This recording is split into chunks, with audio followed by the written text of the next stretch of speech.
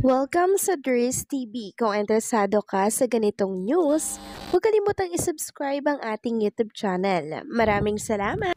So ayun, welcome back again sa ating YouTube channel mga kakimpaw, and sa update natin ito, ang pag-uusapan natin ay tungkol sa mga importanteng kaganapan kina Kim and syempre kay Paula Avellino. Pero bago po ang lahat, maraming salamat sa inyong patuloy na pagsuporta at pagsubaybay sa mga daily update natin. Kaya naman bilang pasasalamat, narito po ang mga napili kong komento patungkol po yan sa naging previous update. Una komento, mula po ito kay Ginang Adelaida Magin. Sabi niya, "Thanks Pao for your care and attention effort kay Kim. You are a model on how you guy must treat his girl. You are worth emulating. I miss my hubby who is in heaven na.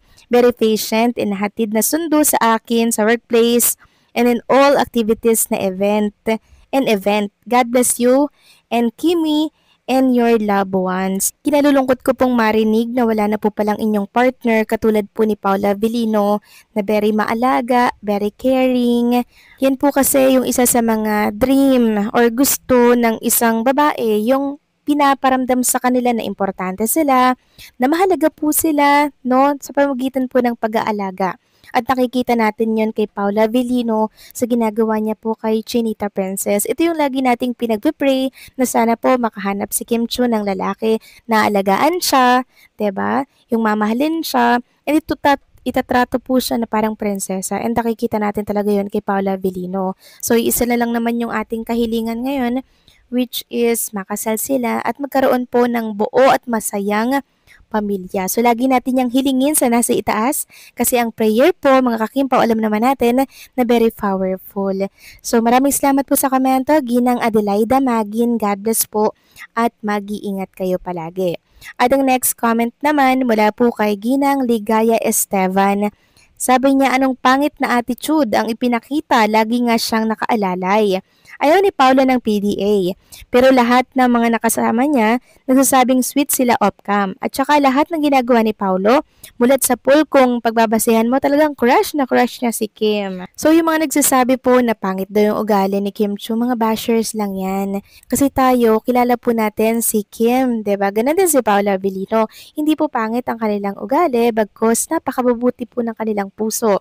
Tumutulong sila sa nangangailangan ng palihim, mga kakimpaw. At doon pa lang, panalong-panalo na po si Kim and Paula Avellino. Kaya yung mga nagsasabi na pangit ang ugali, masamang ugali, sinong paniniwalaan natin? Dito tayo sa nakikita natin ang totoong ugali na meron si Kim and Paulo. Kasi ang mga yan, ang gusto lang yan, pabagsakin po, si Kim, ganun din po, si Paulo Avellino.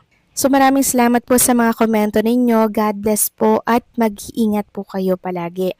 So eto na nga, pag-usapan na natin agad ang mga balita po na nakalap natin sa araw na to ng Lunes, at sana ang lahat ay nasa maayos at ligtas po na kalagayan.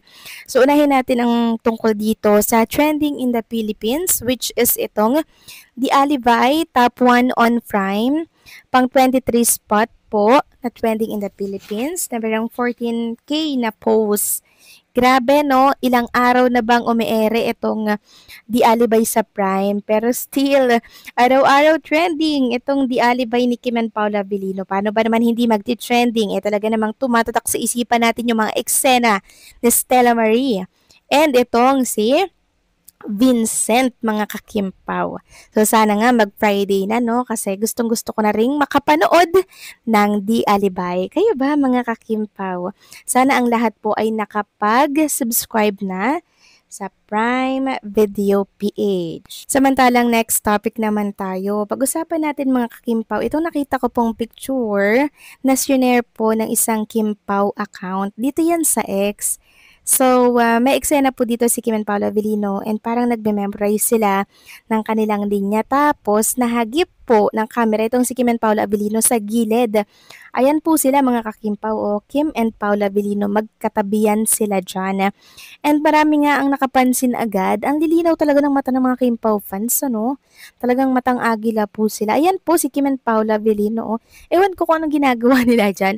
May nagsasabi na naglabing-labing sa gitna daw ng pagbabasa ng script. Ayan, no? Parang ang magkatabi sila dyan. Tapos parang yung mukha ni Paula Avellino nasa mukha ni Kim Chu. Ano yun, nagkikiss? Ewan ko ba? Kasi ganyan din po ang sinasabi ng iba. Ang sweet daw sa Gedli, itong si Kim and Paula Avellino. Ayan po, parang ano na to, paggabi na mga Kimpo, kasi halata dyan yung mga ilaw, kitang-kita, di ba? So ayan o, parang nagkikiss sila dyan sa gilid. Hindi naman ito shoot na, on shoot na, kasi ayan o, nagme-memorize pa nga sila dyan. So, off-cam na to mga kakimpaw, naganap. Ibig sabihin, yung makita natin dyan, ano po yan, di kasama sa eksena.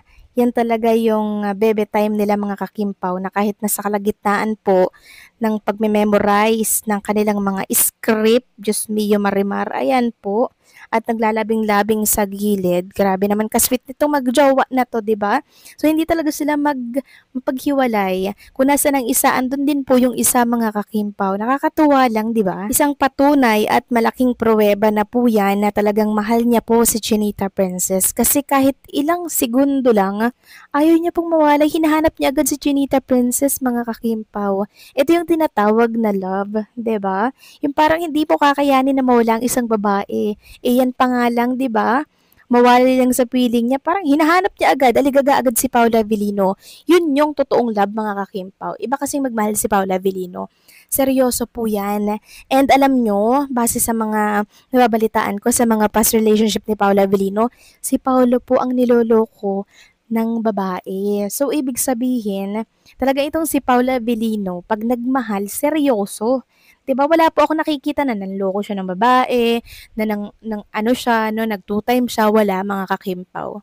And, maganda yun for Chinita Princess kasi ibig sabihin, pag nagmahal talaga si Paula Avellino, hanggang dulo na, 'di ba? Kung hindi ka magloloko, hindi ka niya naiiwan. So si Kim Chu naman po, hindi yan ano, 'di ba? Alam naman natin na napakaganda po ng ano niyan, mga naging past relationship. Talagang pag nagmahal daw siya, binibigay niya daw po yung 100% para hindi daw siya magkulang, para kung humiwalay man yung lalaki or magloko, at least hindi daw siya yung nagkulang. O 'di ba? Naramdam niyo po mga kakimpaw yung nararamdaman ko na si Kim and Paula Avellino pang forever na talaga to. Kasi very compatible sila. 'Di ba? Hindi naman sila yung mga ano yung mga playgirl or playboy. Tapos na kasi sila dyan. And alam naman natin na nagkakaedad na si Kim and Paula Avellino. Kaya ano pa ba ang aasahan natin, 'di ba, sa kanilang dalawa. So, in the future, medyo nagkakaroon ako ng, alam yun, malakas na kutob na si Kim and Paula Avellino talaga. Ang tungo talaga niyan sa simbahan.